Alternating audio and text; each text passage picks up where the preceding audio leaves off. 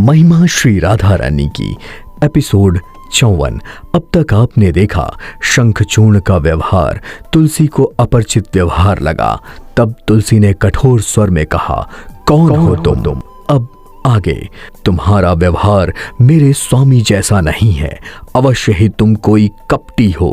कपट पूर्वक मेरे स्वामी का रूप धारण करके तुमने मेरे साथ कपट किया है और मेरा सतीत्व नष्ट किया है। इसलिए मैं तुम्हें श्राप देती हूँ, तुम पत्थर के हो जाओ। तब शंखचूर्ण का रूप धारण किए हुए विष्णु जी बोले, ठहरो तुलसी, शंखचूर्ण का रूप परिवर्तन होता है और श्री विष्णु जी अपने वास्तविक रूप में प्रकट होते हैं। उन्हें देखकर तुलसी कहती हैं, प्रभु आप? हाँ तुलसी, मैं। श्री विष्णु जी मुस्कुरा कर बोले। तब तुलसी जी क्रोधित होकर बोली, प्रभु आपने मेरे साथ छल क्यों किया? क्यों मेरा पतिव्रत धर्म नष्ट किया? आपने मेरा धर्म नष्ट करके निश्चित रूप से मेरे पति को मार दिया होगा, क्योंकि मैं जानती हूं जब तक मेरा पतिव्रत धर्म नष्ट नहीं होगा तब तक मेरे पति की मृत्यु नहीं हो सकती। प्रभु आप पत्थर हृदय हैं, आपका हृदय वेदनाहीन है, तभी तो आप इतने निर्दयी बन गए और बिना अपराध ही अपने भक्त की मृत्यु का कारण बने। तब श्री विष्णु जी बोले, वरान्यने, तुम्हारा यह शरीर तुम्हारे कहने के अनुसार अपवित्र हो चुका है, किंतु तुम मेरी नित्य प्रिय हो, अर्थात तुम सदैव मेरे साथ रहती हो। इसलिए ना तो मुझे सर्वात्मा का कोई दोष लगा है और ना ही तुम्हें कोई दोष लगा है। सत्य रूप में तुम्हारी इस देह की काया को भी कोई पाप नहीं लगा, क्योंकि तुम मेरी प्रिया हो, किंतु प्रत्यक्ष रूप में पृथ्वी लोक के नियम से अपवित्र हुई हो। अतः तुम अपनी इस देह काया को त्याग दो। तुम्हारी यह देह काया नदी रूप में परिवर्तित होकर गंडकी नाम से प्रसिद्ध होगा तथा तुम अपने केश अर्थात बालों से भारतवर्ष में पवित्र वृक्ष तुलसी होकर उत्पन्न होगी। तीनों लोकों में जितने पत्र एवं पुष्प हैं उन सब में तुलसी प्रधान मानी जाएगी।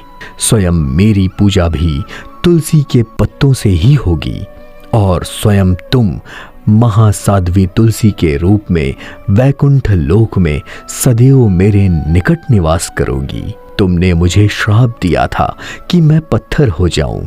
तुलसी बीच में बोली, क्षमा प्रभु क्षमा, क्षोभ और क्रोध के कारण मैंने श्राप दिया। तब विष्णु जी हंसकर बोले, अपने भक्तों के वचनों को पूर्ण करना मेरा परम कर्तव्य है प्रिय। तुम्हारे श्राप को सत्य सिद्ध करने के लिए मैं भारतवर्ष में पत्थर रूपी शालिग्राम बनकर सदैव निवास करूंगा। जो भी भक्त मेरे शालिग्राम रूप की पूजा करेगा, मेरी कृपा से उसकी समस्त मनोकामनाएं पूर्ण होंगी। देवी तुलसी, अब मैं तुम्हें वह कारण बताता हूँ जिस कारण मुझे यह कार्य करना पड़ा। देवी, श्री राधा जी के श्राप के कारण तुम्हें और मेरे प्रिय सखा श्री दाम को दैत्य शंखचूर्ण के रूप में भारतवर्ष में आना पड़ा।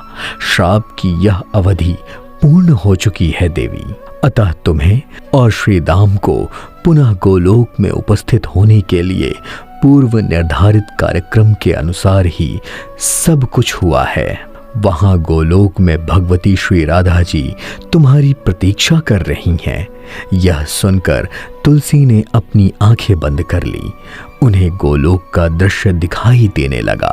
गोलोक में श्री राधा संग श्री कृष्ण जी स्वर्ण सिंहासन पर विराजमान हैं।